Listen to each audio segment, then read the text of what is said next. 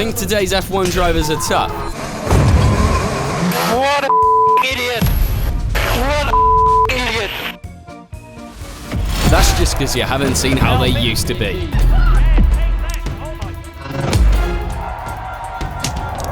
I know this video is going to spark a lot of controversy, but seriously, when did F1 turn into a school for spoiled rich kids? They're a bit tight. I knew it wasn't that. I'm never ever gonna take that picture with them. I can't help but look back at the days when drivers were intimidating, cut from a different cloth. Guys you'd watch and say, when I grow up, I want to be like them. A perfect example? James Hunt, the ultimate playboy driver. You're still extremely fast. How do you do it? Big balls. Let's be honest, at some point in our lives, we've all wanted to be like him. I mean, the excess, the luxury, racing flat out every weekend. Where do I sign up? F1 back then was nothing like it is today. No strict training regimes, no endless protocols, no over-the-top politics or calculating every little detail to the millimeter. As long as you showed up, eventually, and were fast, who cared about the rest? That's exactly what Hunt represented. The kind of driver who'd party all night, wake up hungover next to a few women, have a high-protein breakfast of cigarettes and coffee, and then go out and beat everyone on track. His approach to racing was simple. Drive as fast as possible and take as many risks as it took to win. Because honestly, where's the fun if you don't? Of course, taking risks doesn't always pay off, like in Monaco 75, when Hunt was going wheel-to-wheel with Patrick Depailler and ended up in the wall.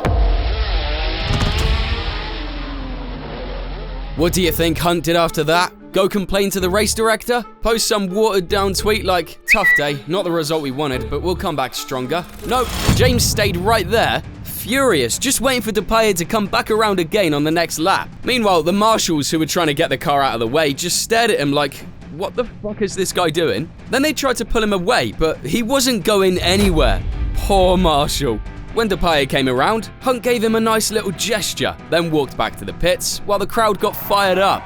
Just like his spiritual successor Raikkonen did in 2006, straight to his yacht after retiring. And Raikkonen's car too is on fire, so we've lost the second and third place man in this race. Raikkonen is out of this Grand Prix when he was looking set for certainly a chance to win it at one point. Kimi Raikkonen, he's not even gone back to the paddock. He's got his shirt off. He's on his boat, which has a splendid name, One More Toy. Seriously, Kimi would have fit perfectly in that era. But hey, that Monaco marshal got off light compared to the guy in Canada 77. After crashing into his own teammate Jochen Mass, Hunt retired from the race. Then a poor marshal ran over to help him out, all nice and professional. Hunt's response? Bam! Instant KO. Hunt was fined $2,000 for punching the marshal and another $750 for re-entering the pit lane unsafely. Yeah, textbook definition of zero fucks given. I'm not saying what he did was right or anything, but back then F1 was this wild. Crazy circus packed with adrenaline and totally unplanned moments. Kind of like what I'm trying to make this channel into, if you subscribe and we keep growing. At one point, Hunt even said he was so hyped up on adrenaline from racing that he'd just snap out and lash at anyone who got near him. We can clearly see that's true. He said he felt bad for the poor souls who caught it, but even after he retired and became a commentator, he didn't calm down. Still brutally honest in everything he said. Jarier really is completely out of order. I mean, he really shouldn't be allowed to drive in Grand Prix racing. He is... he's got a mental age of 10 in the first place, and that was absolutely disgraceful for a driver. See it again, and you'll see that Mansell is coming inside. He should know he's there. He's leading the race, and look at this idiot. And it really is a disgrace that he's allowed to continue to interfere with Grand Prix racing. Seriously, who else is with me signing up for a channel full of comments like this? None of that boring, needs more time, or the car's tricky nonsense. Back then, excuses just didn't fly. Just look at his biggest rival, Niki Lauda. After surviving a fireball and being trapped in it for 55 seconds with severe burns that nearly killed him.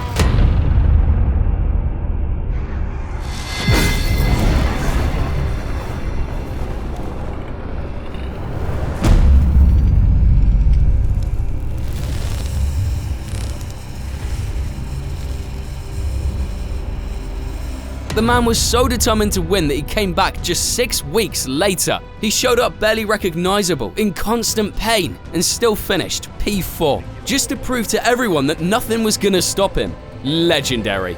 But sometimes, no matter how hard you try, something or someone is gonna get in your way. Just ask Chico Serra. He was on his final flying lap during qualifying for the 1982 Canadian GP, desperately trying to make it into the race, when out of nowhere, he runs into fellow Brazilian, Raul Boesel, who couldn't get out of the way in time and totally wrecked his lap. So yep, no race for Serra the next day. But if you thought it ended there, we're talking about the 80s, so obviously not. Serra went looking for Boesel in the pit lane, and well, this is how it ended.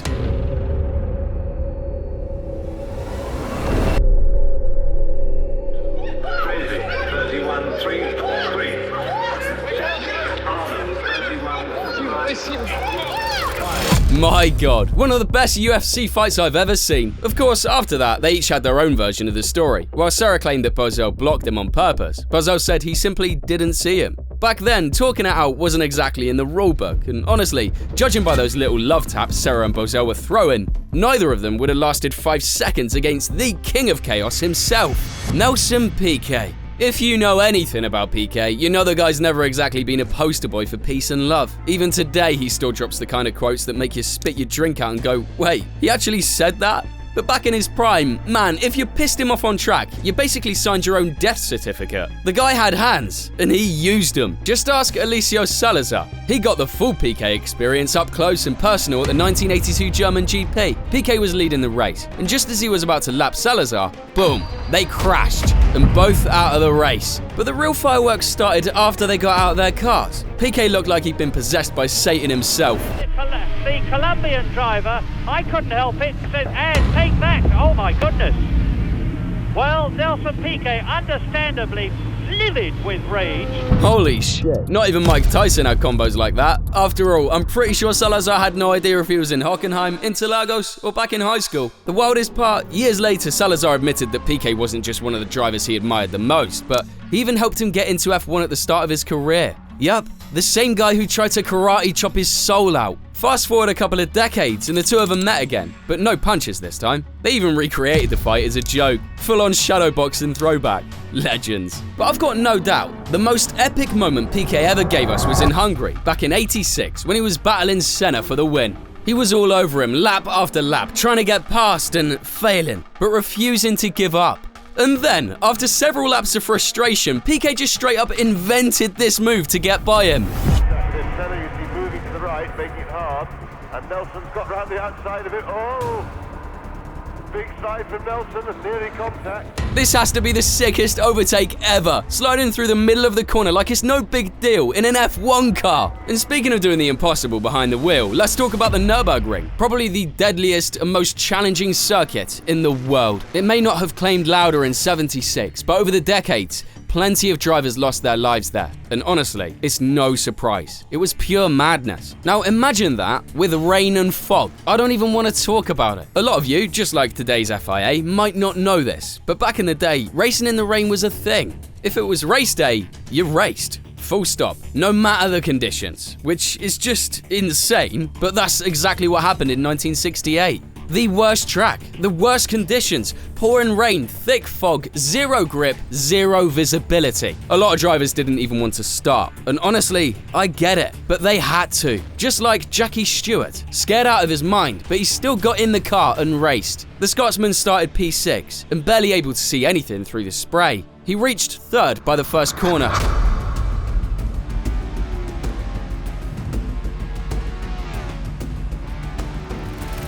In a few minutes, he passed Hill and started pulling away, because that day, Stewart was on a whole nother level. While everyone else was barely keeping their cars on track, he was steadily opening up a gap. By the end of the first lap, yeah, the track was that long, he was already 34 seconds ahead of Hill and went on to win the race by 4 minutes. The crazy part? He did it with a cast on his wrist, injured from a crash weeks before. No doubt one of the most incredible performances in F1 history. They say rain is where the best drivers truly shine, and honestly, they're not wrong. One of the craziest examples, Gilles Villeneuve at his home race in 1981, pulling off one of the most ridiculous moments in F1 history. He started P11, the skies absolutely dumping rain, and mid-comeback on lap 40, he smashed into Elio De Angelis while trying to lap him. Boom, front wing broken. And spins! The camera went with Watson, we missed the spin, and look at his front aerofoil. Gilles Villeneuve, incredibly quick reflexes. He must have dipped the clutch in. But instead of falling off, the thing got stuck on his Ferrari, flapping around and completely blocking his view. Oh, and look at that wing. Gilles Villeneuve's in real trouble. Gilles Villeneuve's front wing has gone right up in front of him now.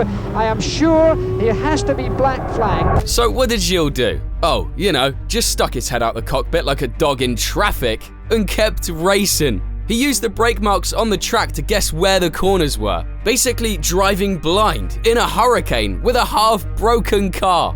Then with 8 laps to go, the wing finally flew off. Safely, and it's fallen off. It's fallen off. It went under his car. He's gone sideways. He's managed to collect it again through incredible car control. Problem solved? Nope. Now he had 0 front downforce, but Gilles didn't care. He just kept pushing like it was a Sunday drive. And somehow, the man finished 3rd.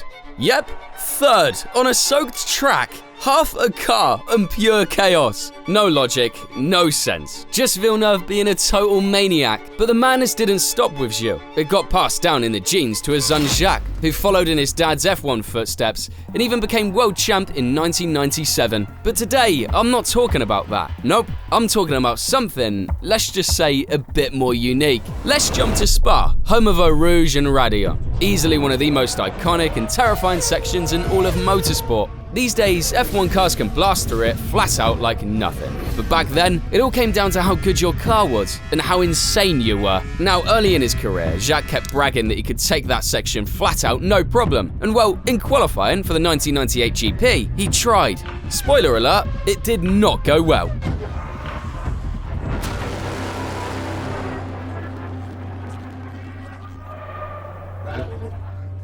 Oof. Yeah, that had to hurt. But judging by what he said after, the guy clearly didn't learn anything. Because it's a big one, and you walk out of the car and you're not hurt. So it's, it's like when you get out of a big fight and you're the one who won.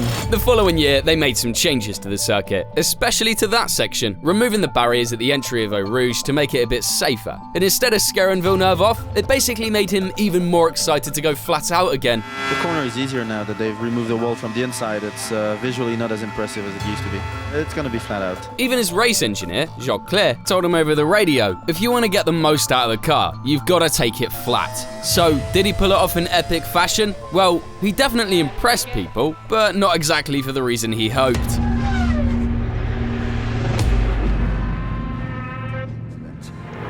That's pretty close to last year. I think the impact was smaller, but I rolled, so that was a bonus. Holy shit. 0 fucks given. But wait, it gets better, because just minutes later, his teammate Ricardo Zonta went out and did the exact same thing.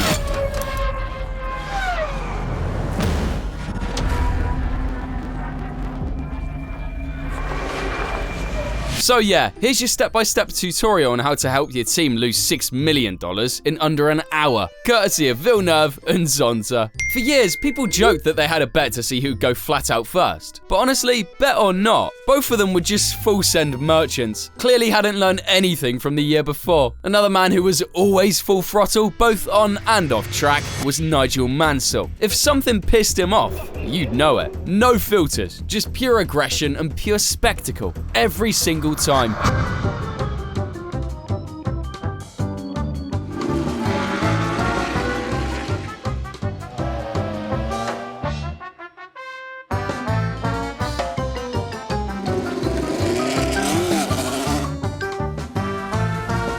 But my absolute favourite Mansell moment, I don't even know the full context, but just watch this clip.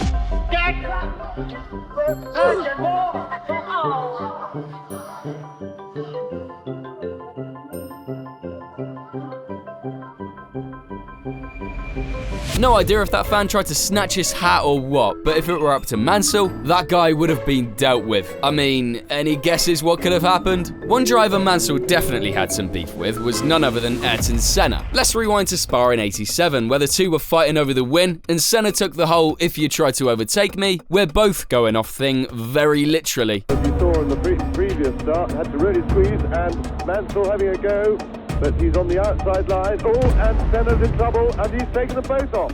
Senna was on the slippery stuff on the inside. By now, you already know how drivers from that era settled things, right? Let's just say it didn't involve writing poetry. Just like Mansell, Senna was another dude who always went all in, and he learned something key when he was young. If the paddock respects you, you can do some absolute movie villain shit, and no one will stop you. By the time the 90s rolled around, when he was basically a racing god, Senna definitely knew how to use those privileges. First poor soul to get a taste, a young man named Michael Schumacher. Even in his first full season in '92, Schumi had zero fear. At the Brazilian GP, he was stuck behind Senna for 10 laps, trying everything to get past. Schumacher's car has been quicker down the straight than Senna's car, but that's not going to mean that he's going to get past Senna easily. But then Senna's car gave up on lap 18 and he had to retire. Back here at Interlagos, where Ayrton Senna is out of the 1992 Brazilian Grand Prix, and that is not where, well, 70,000 Brazilians come to watch for. Cool, race over, let it go, right? Nope, Schumi was still mad. Ayrton was quite slow. I was always quicker than him, but there was no chance to overtake him. And then he started, I would say after 10 laps, he started to play a game, I don't know. He couldn't finish, and he just braked us in the slow corner where no chance was to overtake. In the straight, he just go on the throttle back and drove away from us. Yep, a rookie, basically still growing his first beard hair, calling out the racing god himself on camera, no less. Senna claimed he was having ignition issues on the corners, but what really pissed him off was the attitude. Like, man, at least come talk to me before throwing shade in front of the entire world. Just a few races later, at the French GP, Schumi went and made it worse. He crashed into Senna at the start, taking the Brazilian out of the race, while he just kept going. Hairpin, and there's a contact there. Who is it? It's Schumacher. And who is he hit? It's one of them, it's Senna. Then it started pouring and a red flag came out, and Senna decided, alright kid, time for a little education. He grabbed Michael, dragged him away from the press like a disappointed dad in a supermarket aisle, and of course, the journalists still tried to sneak the whole thing on camera.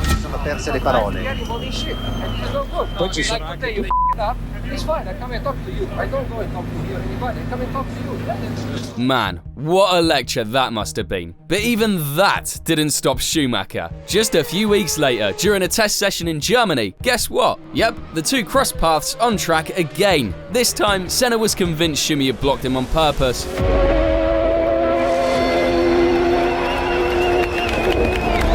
And this time, things really boiled over. Senna stormed over into Schumacher's garage like it was a WWE showdown, walked straight up to him and shoved him. No warm-up, no small talk. Can it get any more heated than that? Oh, absolutely. Senna proved once again the following season in Japan that he was still not the guy to mess with. The race had tricky, changing conditions, but the Brazilian maestro handled it like a boss. Late in the race, he was leading with a comfortable gap. He lapped rookie Eddie Irvine, who was actually having a great debut running in P5, and then moved on to lap Damon Hill up ahead. But that's when Irvine had the brilliant idea to unlap himself from Senna, because, hey, what could possibly go wrong, right? Gordon Hart, and he's giving Ayrton Senna a very hard time. Right up alongside him again, and is he fast? Yes he is! Eddie Irvine is past Ayrton Senna. By the next lap, you'd think these two were fighting for the frickin' championship or something. Senna will not be at all happy, and once he realises that the comfortable lead he had, and look at Irvine under braking, twitching all over the place. Senna finally sees the opportunity to go through, but that's not going to stop Eddie Irvine. He's going to come straight back. He wants Damon Hill's place. After buzzing around like a damn mosquito for several laps, Irvine finally went wide. Senna got past Hill without a hitch. Senna looking to... There he goes. But he's got to be careful. That's an easy place to overshoot. We've seen 3 people go off there. But then he'd lost like 15 seconds to Prost in P2. Still, he won the race by over 11 seconds. Very happy Ayrton Senna, scoring his 40th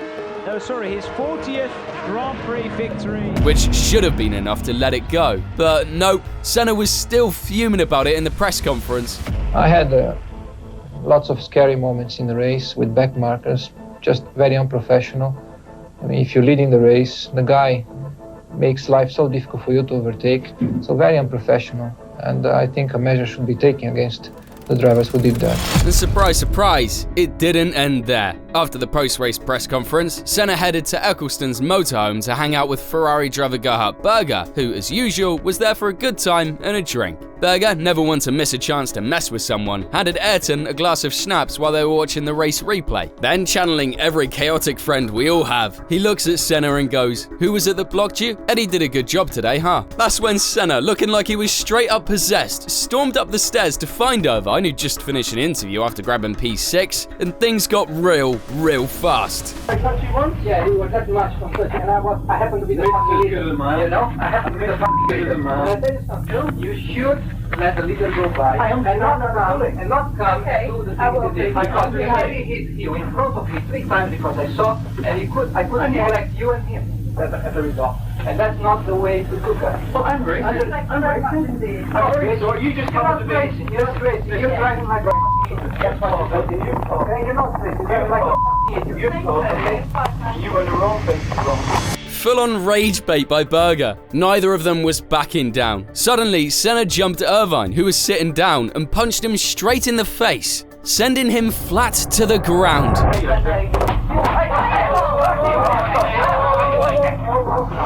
McLaren team members quickly dragged Senna away, but within minutes, everyone in the paddock knew what had just gone down. The fight was all anyone could talk about for 2 weeks until the next race in Australia. There were rumours of a 2-race ban for Senna, or even suspending his super license for 1994, but somehow he ended up getting away scot-free. Senna did apologise, right? Well, kind of. Nothing justifies hitting him.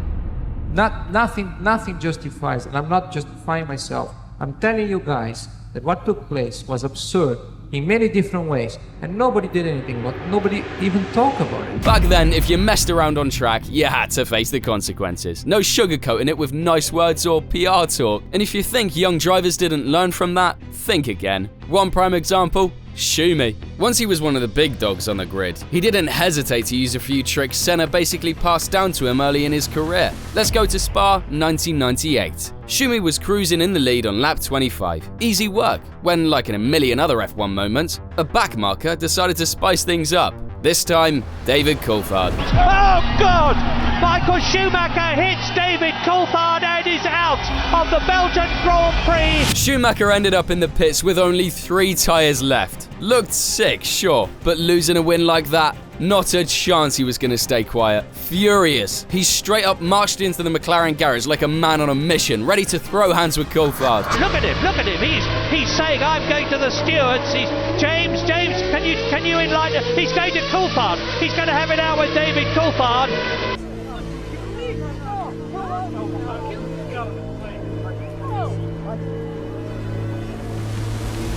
Good thing the Ferrari mechanics pulled him away, because who knows what would have happened to Coulthard otherwise. If you've been enjoying all this did that really happen kind of stuff, then trust me, you're gonna love this next video. And as always, thank you for watching.